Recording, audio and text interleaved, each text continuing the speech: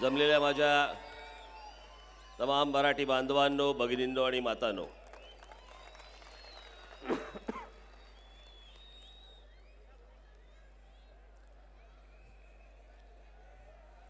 या सगळ्या प्रचार सभा घेऊन घेऊन अंगाची चाळण झाली आहे.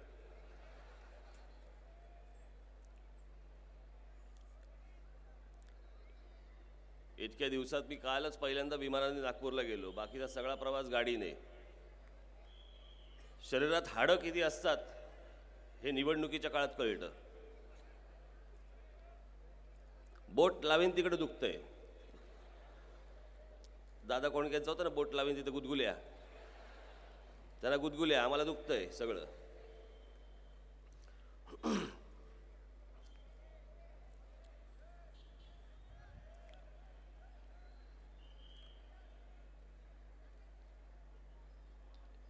सगळीकडचे एक एक टप्पे पूर्ण करत करत करत मला असं वाटतं महेशची ही दुसरी सभा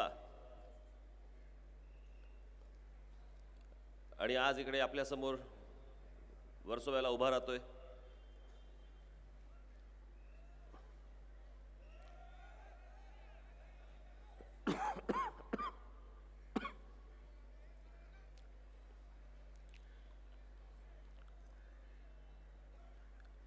बोलून बोलून मी तुम्हाला सांगतो ना, काय काय ठिकाणी काय काय वेळेला इतके घाणडे माईक असतात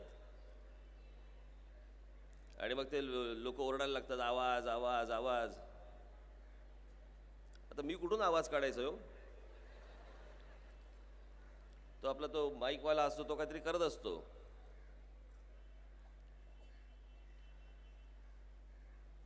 आज या 16व्या लोकसभेला आपण सगळे सामोरे जात आहोत. विषय विविध आहेत आणि तेच विषय आहेत, म्हणजे नवीन काही नाही आहे. मी काल पण यवतमाळला मी हेच म्हटलं, त्याच विषयांवरती होणाऱ्या निवडणुकांना आपण आता त्याच्यावरती चर्चा करायला सुरुवात करू. विषय तेच. थोडे ग्रामीण भागातले वेगळे असतात, शहरातले वेगळे असतात, पण नियोजन शून्य.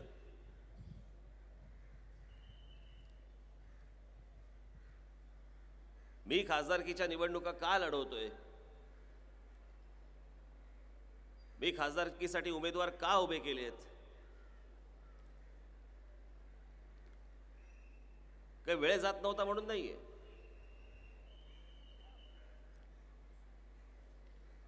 या महाराष्ट्रामधल्या शहरांचे, महाराष्ट्रामधल्या जिल्ह्यांचे, या मुंबई शहरातले तुमचे आमचे प्रश्न कोणी मांडतच नाही तिकडे. खासदाराचं काम काय तिकडे? खासदार कशासाठी असतात? मुताऱ्यांची उद्घाटनं करण्यासाठी नाहीत. जे ह्या शहरांचे प्रश्न आहेत ते प्रश्न तिथे दिल्ली दरबारी मांडण्यासाठी म्हणून तो खासदार तिकडे पाठवावा लागतो. हे आतापर्यंत जेवढे खासदार गेले, स्वतःच्या धुनकीत, स्वतःच्या तुंबड्या भरण्यामध्ये यांचा सर्वात जास्ती वेळ जातो. मुंबईचे प्रश्न मांडण्यासाठी यांना वेळ नसतो.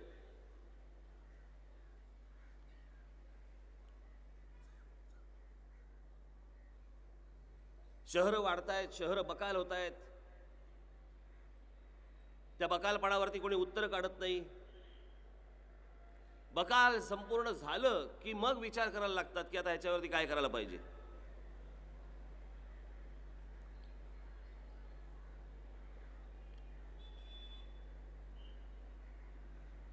हे मुंबई शहर कुठपासून कुठपर्यंत कसं कसं वाढत गेलंय. शहरं वाढतायत. मी तुम्हाला एकदा सांगतो, मी स्वित्झर्लंड या देशामध्ये गेलो होतो. पहिल्यांदा जेव्हा मी गेलो तिथे तो देश पाहिला. छान रस्ते, सुंदर, प्रत्येकाची सुंदर घरं, प्रत्येकजण आपापल्या गाडीमधनं फिरतोय, प्रत्येकाला हाताला काम, प्रत्येकजण नोकरी करतोय, व्यवसाय करतोय, संध्याकाळी मजा करतोय. तिथल्या महिला आपल्या आपल्या मुलांना कुठे बाहेर बागेमध्ये घेऊन जात आहेत, फिरवत आहेत. साधी गोष्ट तिकडे परदेशामध्ये आपण बघितलं, फुटपाथवरून एखाद्या माणसाने जर समजा फुटपाथवरून रस्त्यावरती पाय टाकला तर बाजूने येणारी गाडी पहिली आपोआप थांबते, त्या माणसाला जाऊ देते. अर्थात लोकसंख्या कमी असल्यामुळे हे शक्य आहे. आपल्या इकडे गाड्या तिथेच थांबतील. पण इतकं सगळं सुंदर, सगळं छान, व्यवस्थित सगळं वातावरणामध्ये मी तिथे गेल्यानंतर मला पहिला प्रश्न पडला राजकारणातले. मला तिथे गेल्यावरती पहिला प्रश्न मला पडला, इथला विरोधी पक्ष करतो काय? कारण सगळ्याच सुविधा आणि सगळीच साधनं जर समजा हातामध्ये तुमच्या असतील, सगळ्याच गोष्टी जर तुम्हाला मिळालेल्या असतील, तर इथला विरोधी पक्ष भांडतो कशावर?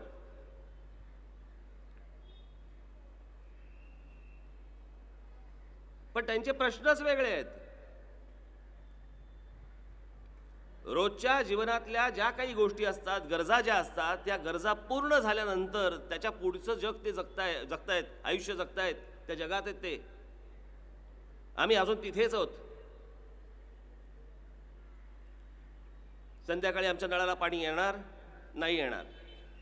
सकाळी पेपर वाचायचा, पेपर वाचल्यावर कळणार आम्हाला, अरे च्या आज पाणी कपात.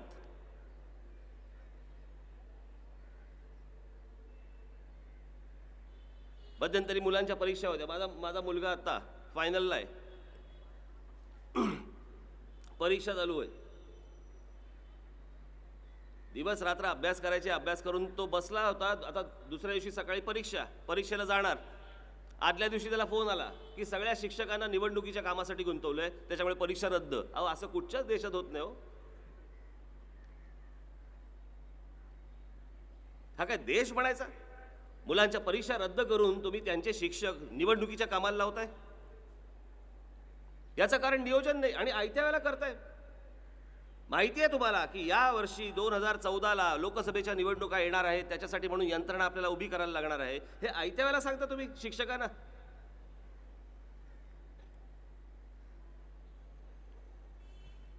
कारण तुम्ही रागावलात काय, तुम्ही चिडलात काय, तुम्ही काही केलं काय, सरकार ढिम्म, सरकारला फरक पडत नाही.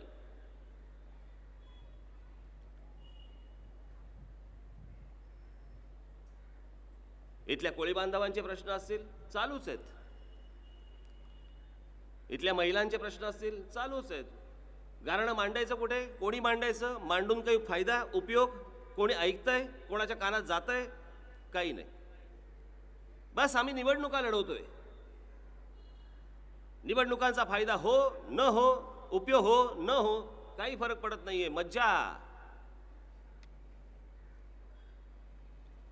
सर्वांनी एकत्र जमायचं, कोणतरी पुढारी येणार आमच्यासारखा, भाषणं करणार, तुम्ही ऐकणार, तुम्ही आपापल्या घरी, आम्ही आमच्या घरी. निवडणुका होतील, रांगेत उभे राहाल, मतदान कराल, पुढचं आयुष्य माहीत नाही का होणार. प्रश्न आमचे काय सुटणार आहेत माहीत नाही आम्हाला, कसे सुटणार आहेत.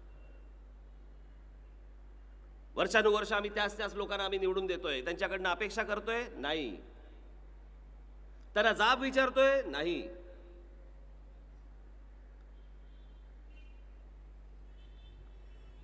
ज्याला गुरुदास कामत ज्याला इकडे येईल त्याला पहिल्यांदा जाब विचारा, गेल्या 5 वर्षामध्ये काय केलंस तू, केलंस काय तिकडे दिल्लीमध्ये, कोणते प्रश्न आमचे मांडले, एकदा विचारून तर बघा. अहो, तुमची भीतीच नाही, तुमची भीतीच उरलेली नाहीये. जनता म्हणून काय मेंढर.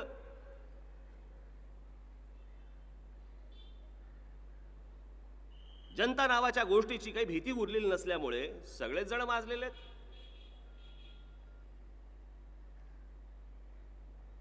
कोणी कसाही हैदोस घालावा आणि कोणी कसंही जगावं, कोणी कसंही राहावं.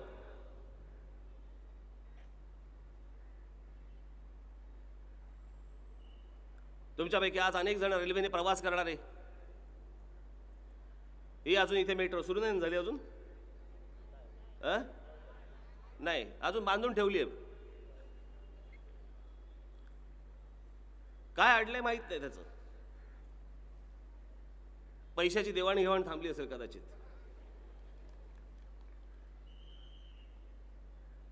इतकं मोठं शहर वाढल्यानंतर आत्ता सुचतंय की इथे मेट्रो बांधावी. या शहरांचं दळणवळण कशा पद्धतीने व्हायला पाहिजे, कशा गोष्टी व्हायला पाहिजेत, हे संपूर्ण अख्खा समुद्र किनारा आहे. या समुद्र किनाऱ्याचा उपयोग नाही करता येत आम्हाला. जगामध्ये आज अशी असंख्य शहरं आहेत की त्यांना जो समुद्र किनारा लाभलेला आहे त्या समुद्र किनाऱ्याचा ते उपयोग वापर हा त्यांच्या दळणवळणासाठी करतात. रोजचे कामाला जाणारे येणारे सर्व लोक. आमच्याकडे रस्ते खोदलेले, खणलेले, सरळ रस्ता नाही. महाराष्ट्रातली तर रस्त्यांची अवस्था तर तुम्हाला बघवणार नाही.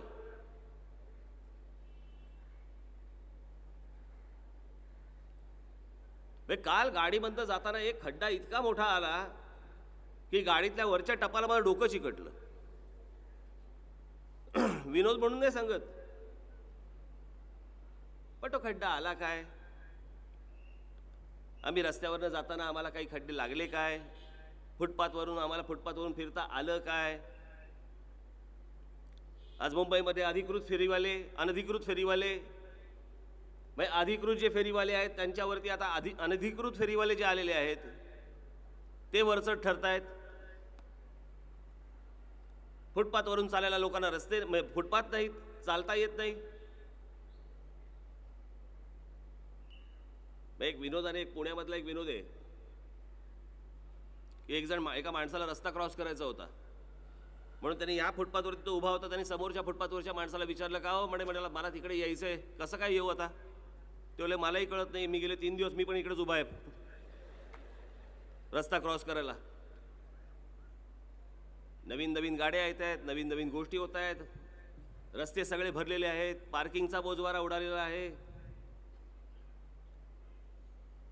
काही प्रशासन नावाची एक गोष्ट असते की आपण आपल्या शहराकडे कशा पद्धतीने बघितलं पाहिजे. काही गोष्टींच्या बाबतीत जर लोकांना समजत नसेल तर लोकांचं प्रबोधन किंवा लोकांना ही गोष्ट आपण सांगितली पाहिजे, प्रशासनाने सांगितली पाहिजे, राज्यकर्त्यांनी सांगितली पाहिजे. मध्यंतरी मी मुख्यमंत्र्यांना भेटलो होतो त्या टोलच्या संदर्भामध्ये. मी अनेक गोष्टी त्यांना सांगितल्या. मी म्हटलं, अहो रस्त्याने जाताना, हायवेने जाताना हेवी व्हेकल्स, मोठमोठे ट्रक, बसेस वगैरे वगैरे उजव्या बाजूने जातात. खरं तर त्यांनी डाव्या बाजूने जायला पाहिजे. काय बोलले असतील मुख्यमंत्री? मला बोलले, गुड पॉइंट, गुड पॉइंट. अहो मला साधी गोष्ट सांगा की हा तुमचा तो ट्रॅफिकचा हा नियम आहे, त्याप्रमाणेच ही गोष्ट चालली पाहिजे. काल मला कळलं कुठेतरी की उद्यापासून महाराष्ट्रातल्या काहीतरी मुंबई पुणे एक्सप्रेस हायवेवरती का महाराष्ट्रातल्या इतर हायवेवरती उद्यापासून आता ते कारवाई करणार आहेत की उजव्या बाजूनी जर समजा ट्रक बिग जाणार असतील तर त्यांना त्यांच्या हेवी पनिशमेंट फक्त लावायची म्हणून. इतक्या वर्षांनी सुचतं आम्हाला.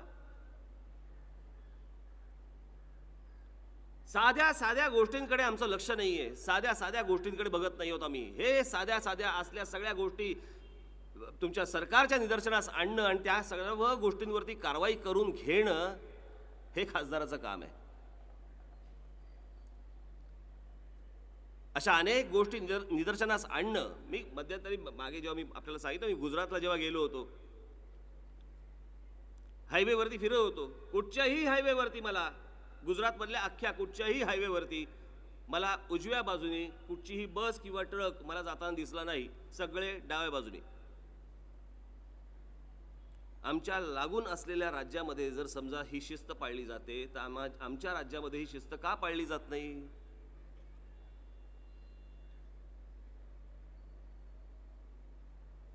संवेदना ज्या वेळेला मरतात ना, ते एक मी बाबासाहेब पुरंदरेंचं फार अप्रतिम वाक्य आहे, संवेदना ज्या वेळेला मरतात ना त्यावेळेला उरतात फक्त प्रेत.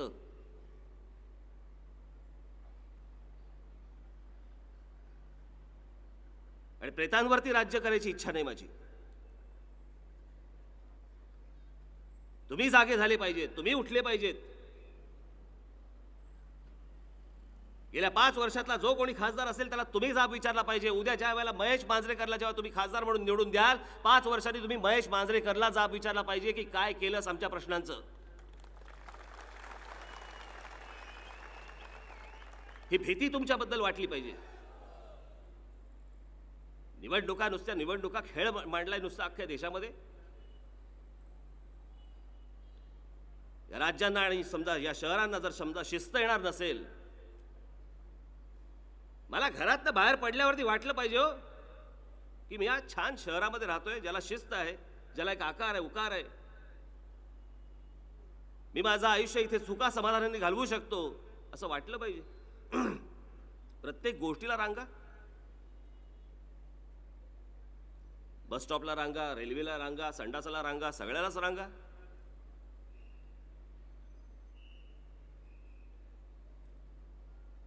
या सगळ्यांचा वेळ या मुंबईमधले सगळे मोठमोठे जे भूखंड आहेत ना, हे विकण्यात जातो सर्वात जास्ती काळ.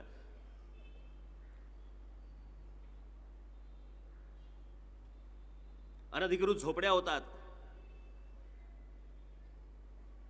विषय गरिबी श्रीमंतीचा नाहीये.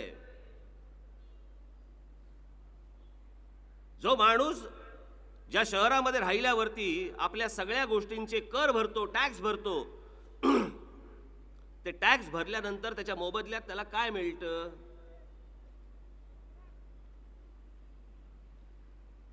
आज या मुंबई शहरामध्ये, नाशिकमध्ये, ठाण्यामध्ये, पुण्यामध्ये, आज अनेक महाराष्ट्राच्या शहरांमध्ये तुम्ही रोड टॅक्स भरतात,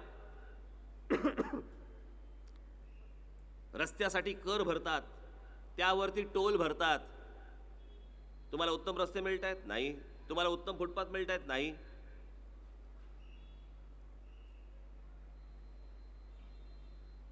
म्हणून ज्यावेळेला हे बाकीचे आपल्या आजूबाजूचे देश ज्यावेळेला आपण बघतो,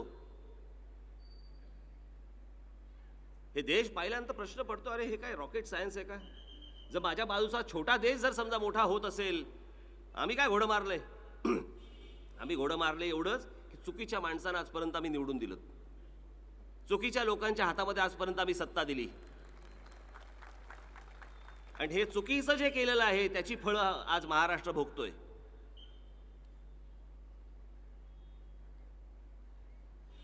महिलांना संरक्षण आज वाटलं, राहुल गांधीचे होर्डिंग्स लागलेत महिलांना संरक्षण देणार म्हणून. मी त्याशी बोललो, म्हटलं एकदा मी आता हायवेवरनं येत असताना एकदा होर्डिंग पाहिलं, मला वाटलं राहुल गांधीचं लग्न झालं. नंतर कळलं लग्न नाही, ती जाहिरात आहे. आणि खाली लिहिलं होतं, कारण लांबून वाचता येईना मला.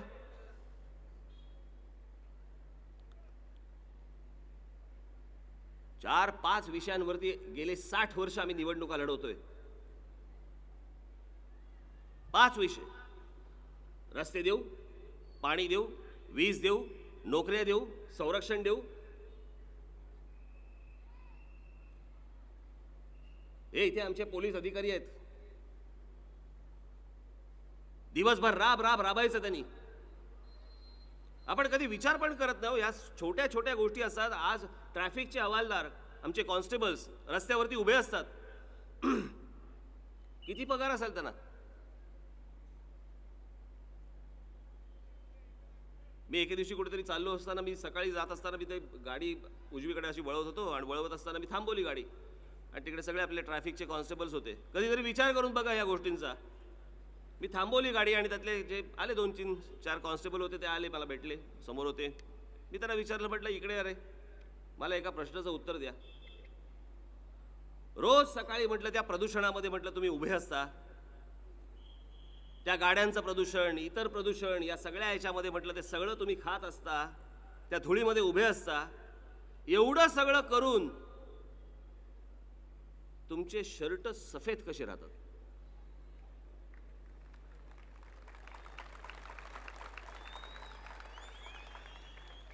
हे तुमच्या ड्युटीवरती असतात, हे लोकांच्या साठी म्हणून उभे असतात. हे दिवस रात्र तिकडे ते संपूर्ण प्रदूषण आतमध्ये घेऊन ते आपल्यासाठी तिथे ती यंत्रणा अख्खी राबवत असतात. ही यंत्रणा राबवताना आपण कधीतरी त्यांचा विचार कधी करतो का हो, की हा दिवसभरात घरी जातो कधी? ह्याच्या बायका पोरांना हा भेटतो कधी? सणासुदीला हा घरी जाऊ शकतो का? ह्याला पगार किती? हा या सगळ्या गोष्टीतनं घर कसं चालवतो? अहो, छोट्या छोट्या गोष्टी ज्यांच्यावरती आपण अवलंबून आहोत, आपण त्यांचा विचार करत नाही आहोत. आपणच जर त्यांचा विचार नाही केला, आणि ही गोष्ट ही राज्यकर्त्यांना माहिती असते की ह्यांना कोणाला कोणाचा विचारच करायचा नसतो, त्याच्यामुळे आपण आपलं राज्य कसंही चालवलं तरी हे कसेही राहतील. तुम्हाला जागावं लागेल, तुम्हाला उठावं लागेल, तुम्हाला या गोष्टींचे निर्णय घ्यावे लागतील की भविष्यात येणाऱ्या आमच्या कच्च्या बच्चांच्या आयुष्यात काय वाढून ठेवलंय, बर्बादी की आबादी? तो नीट वाढणार आहे, तो नीट जगणार आहे, त्याला मी रस्त्यावरती त्या छोट्याला मी रस्त्यावरती पाठवू शकतोय की नाही पाठवू शकत? त्याला शिक्षण मिळणार आहे, त्याला ॲडमिशन मिळणार आहे, त्याला काम मिळणार आहे, त्याला नोकरी मिळणार आहे, तो व्यवसाय करू शकणार आहे? अहो, याच्या पलीकडे आयुष्य नसतं. याच्या पलीकडे लागतंय कशाला सरकार? याच्या पलीकडे लागतंय कशाला राजकारण? असं काय फार मोठं होतं या सगळ्या गोष्टीतनं? साध्या साध्या गरजा असतात, छोट्या छोट्या गरजा असतात, पण त्या गरजांकडे लक्ष द्यायला देखील कुठच्याही राज्यकर्त्यांना, कोणालाही पुढाऱ्यांना वेळ नाही, खासदारांना वेळ नाही. आणि याच्यामुळे आज ह्या शहरांची आणि राज्यांची ही हालत बनलेली आहे. या निवडणुकांकडे तुम्ही गांभीर्याने पाहिलं पाहिजे. आज राज ठाकरे म्हणत असेल की हा उमेदवार मी तुम्हाला दिलेला आहे, त्याला जर उद्या तुम्ही निवडून दिलात, तो त्याला निवडून दिल्यानंतर जर समजा त्यांनी काम केलं नाही तर त्या उमेदवाराच्या विरोधात पुढल्या वेळेला निवडणुकीला मी प्रचाराला येईन.